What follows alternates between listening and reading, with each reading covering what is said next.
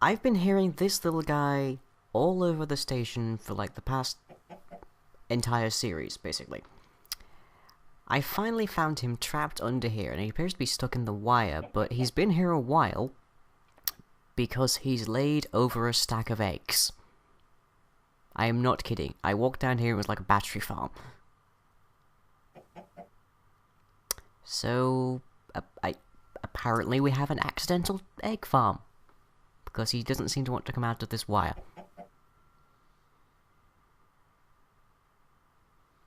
He looks depressed. I'm going to leave him be. Hello everyone, welcome back to Carpenter Station. I believe this is episode 7 now, which means we're rapidly catching up on Another. A few changes, as you can see there. We have a new rotary macerator over here, because I spent ages just macerating stuff. More specifically, there's one over here in the diamond manufacturing, because a large portion of the time there is spent macerating. Even more is spent like turning things into charcoal. Let me scoot over this pipe here. So we have one here which actually has a redstone torch behind it so that it can keep running, but of course our power supply is a little low. I've been shoving the odd biofuel can in there every now and then, but we need a more suitable power source, which I have some ideas on. That is a wireless receiver, and as you can see there's C-station clock. I have reduced the number of clocks I've been using around the station, so I've got one central clock which is going into a transmitter, which these are all receiving from. So I've changed over a lot of clocks in the place to those. I'll get to what this is in a moment. Okay, so we also have a few ideas on what to do with the new buildings. Oh boy, coming out of blizzard. Okay, the interdimensional, if it loads up anytime soon. Thank you. Dimensional transport. I'm going to have this be... Since the portal naturally connects to the one at spawn anyway, I'm going to have this sort of be where I grab supplies for a trip to spawn and such. So, like a jetpack and a power supply, sort of like what I've got lined up in here already with the energy crystals, the wrench, and the MFE. I'll have those just like in stock and potentially charging inside of here, and I can grab them on my way through. Over here, the tool shed. I wasn't really sure what to do with the tool shed because our tools are going to be more useful inside of our manufacturing area, next to sleeping quarters. So, I've decided that here is where I'll start putting... I'll have like a mag line tube coming in, and then I'll have a bunch of charging benches and stuff in here to recharge all of our electric tools, because we have a fair few of them.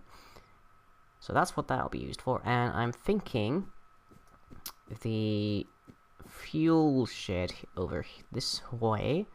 Yeah, it's cleared up, that's nice.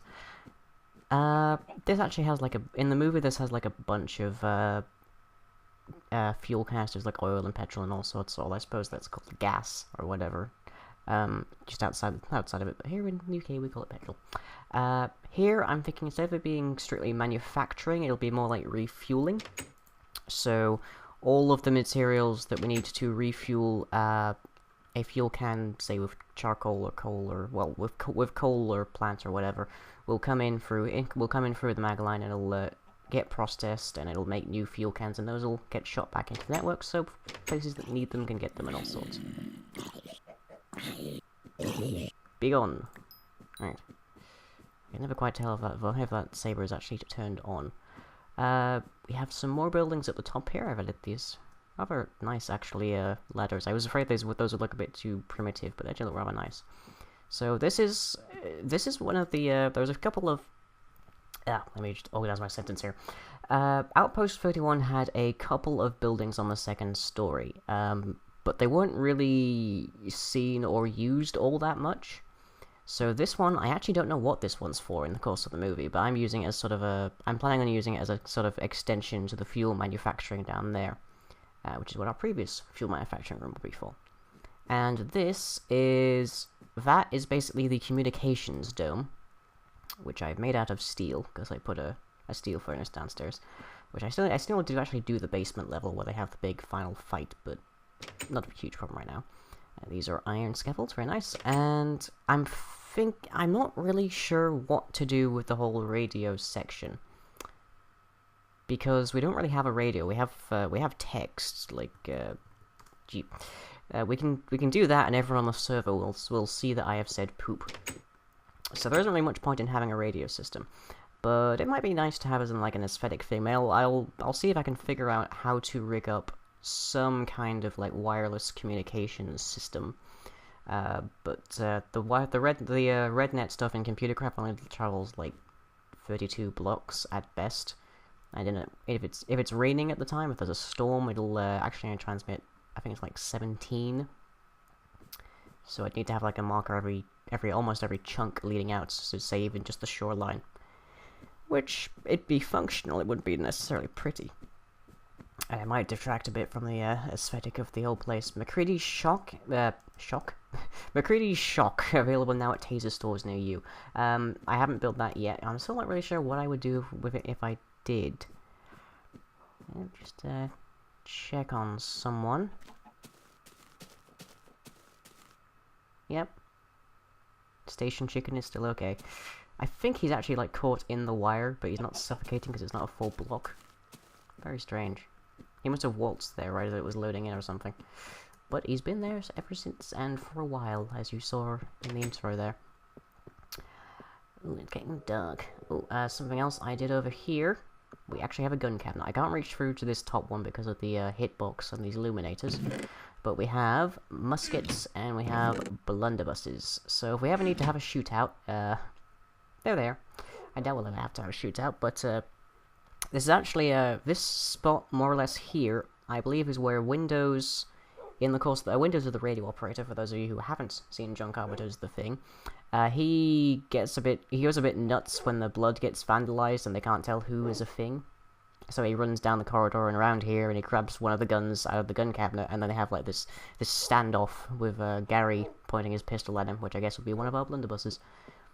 And then down here is where as I get like closer to having a full realization of the whole station in Minecraft, it's getting creepier to walk around here. That's very interesting. Okay, so now I get to move on to the main crux of this episode. Let me just check how much time have I burned rambling here. Oh wow, 7.5 minutes more or less. Okay, well, this is an Obsidian machine. You can see it's got a link to our station clock, but the one, if you built this in like another dimension, you'd have to have your own timer because it can't pass to other dimensions, I don't think. Here we have one of our ender chests. I've got my very specific code there. So if anyone else latches onto that, they'll manage to get into my interdimensional storage, but otherwise we're fine. And that is this filter here is pulling out filled lava buckets into that deployer, just dropping them into that space there where it's hitting the water and getting turned into obsidian. And then this block breaker is pulling the obsidian out because it breaks obsidian instantly, not unlike a turtle, and is pushing it into that crafting table there where we make our coal chunks, which is where they're needed. At the same time, this filter is pulling out empty buckets to go right back into the ender chest, which then goes to our lava pumping station.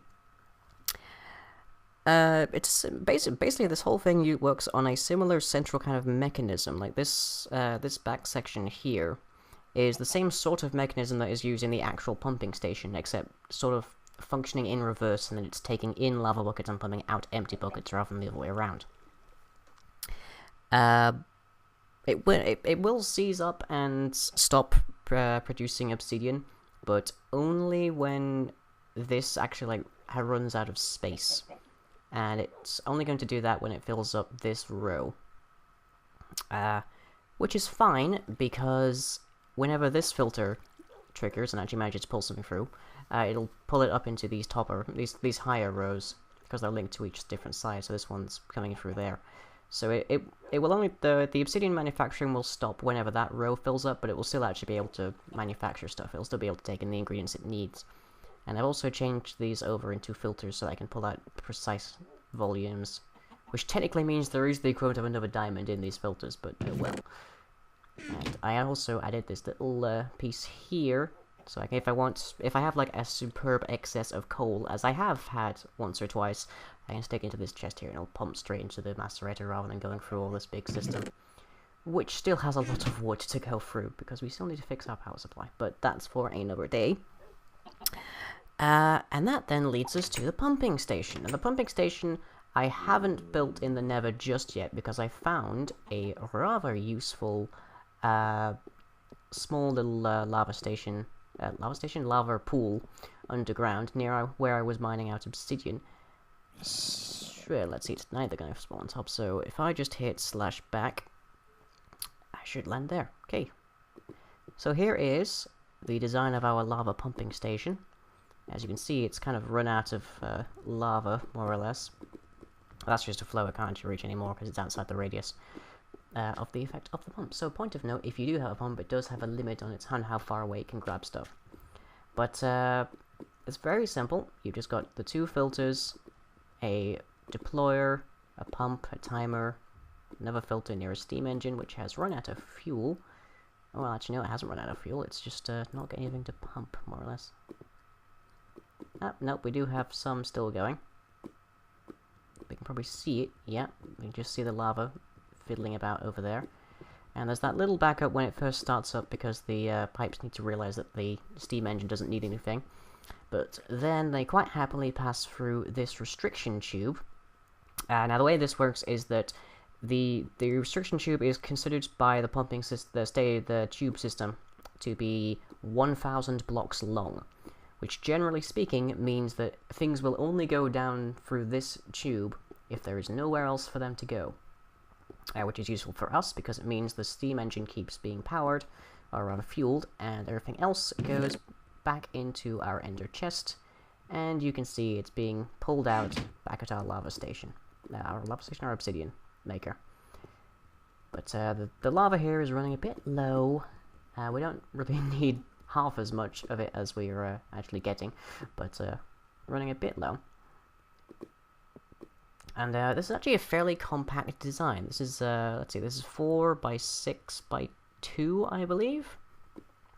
And that space itself is actually something like 48 blocks, but this is actually using up 31 of them. So you could, like, bury this a little bit. But yeah, we're going to be relocating this into the Nether today. So I am going to tear this piece apart, being very careful not to get it into lava. And I shall meet you back in the Nether. Nom nom. I have some, like, a while back I made some tin cans full of soup, which are quite handy because they only fill up 1 hunger, but they also fill up 1 heart if you've taken damage. I'm not sure how that makes sense. I mean, compare eating an apple to tearing open a tin can and eating whatever's in there, but oh well, Popeye. So, I shall catch you all in a moment when I have torn this apart, and we shall meet again in the Nether. And welcome back. So, I've hollowed out a small portion just above a lava lake here in the Nether. It's a little ways away from where the portal comes out, just to make sure it doesn't really bother anyone. I've already set up the pipes, predominantly so that I don't murder myself. So over here, we have pneumatic pipe, restriction tube, pneumatic, and we then go along the 6 blocks here, and you can work out there that that's 4 long. And we've also got the 2 covers here. These are stone covers. You can use whatever covers you want to use. These are so that buckets and whatnot don't go back into the deployer or the filter that's pulling out of them. Okay, that's just to make sure nothing feeds back effectively. Now we place our ender chest over here, where these 2 pipes are coming close to one another. That gets everything neatly together. And we need to place our deployer on the side of here, which is a mildly delicate operation. There we go. Now we need a filter coming out of it, which is on the other side here. That is what takes out our lava buckets. Phew, manages to place it correctly the first time.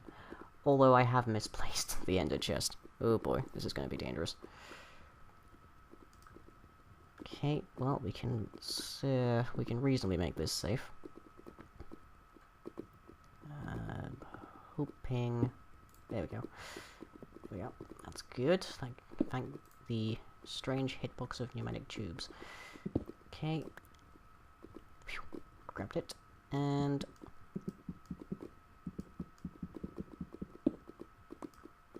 grabbed it. Right, so we need it actually over here so that it can be pulled out of directly into our deployer. And pneumatic tube joins up there. Okay. We need a cobblestone block, or any block you really want here, so that we can get wire onto there. And that allows us to trigger all of these things quite neatly. We also need a block there to go to our timer, and another block there to go into the filter that goes out of our steam engine. There will be a full tutorial video about this, so feel free to watch that if you don't want to watch the full episode here. But hey, it's nice to see me make this on camera and sweat profusely over every single block placement. Now our pump goes there, and our tank goes here. You can have more than one tank here, but one is more or less all this really needs at full speed. Yeah, you can see our pneumatic tube there going down. And then our steam engine goes there. Nicely lines it. It's best to put the steam engine down after the pump, because then they automatically face into. It saves you a wrench. World anchor goes there to keep it loaded. You need that if you're in a far off chunk, and you especially need that if you're trying to pump anything out of the Nether. Lever there to power our steam engine. And now we need this filter to be looking for buckets. This filter to be looking for lava buckets. And this filter as well to be looking for lava buckets. That does mean you're going to have an empty space here. But that's not a problem, because I brought a lot of cobble to make sure I didn't die. Okay, and then the last block that we need is our timer. Now, it doesn't really matter how quickly you have this going, because it's all dependent on how quickly the... It's all dependent on how quickly the output on the other side of the ender chest is going. But as soon as this starts pumping out some lava, we should see it running. Whoop. Oh, that's not good, that's not good, that's not good. Stay out of sight. Balls.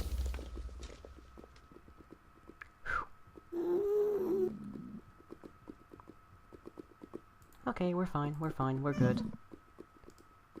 I do need to go pick up some lava.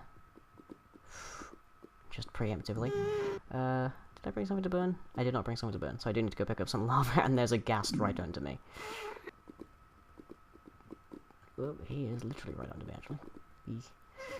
I'll tunnel over here a bit. I would not be so worried if I was not directly above a lava lake. So I've got my jetpack on. We can do this safely. Got it. Fleeing.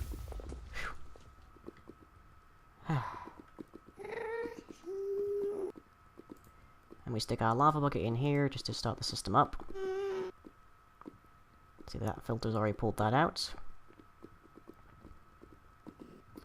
Have I put this piece of wire on the wrong spot? Yes, I have. Needs to go here so we can trigger the deployer.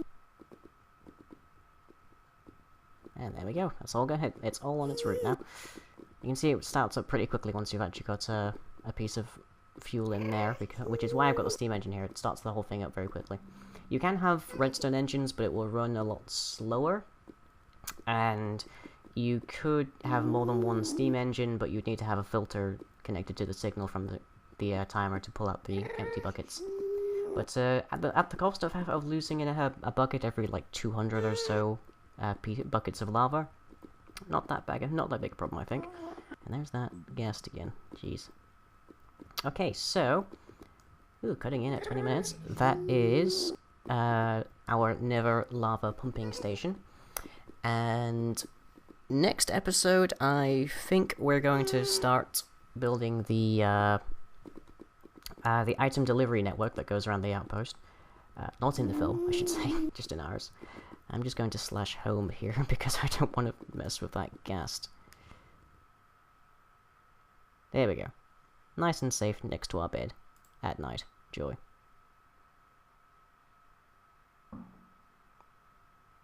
There we go. Much better. Brighter and whiter. Okay, so, to do that, we're going to have to make accelerators and mag tubes, which are both part of red power, and they're both, bluetricity kind of stuff. So, we need blue alloy ingots and obsidian, which we now have in droves, to make, the rather simple recipe for the accelerator, which is what, speeds up and slows down items, and we need copper to make the fine copper wire, and glass and obsidian to make the mag tubes, which are what the accelerated items go through. But that's what we'll be covering next time. I've just got a quick little... I had to spend a diamond block to make that. I can't use that diamond block for almost anything else now. But that's what we've got planned for next episode. So that is the end of today, so I shall catch you next time. Bye!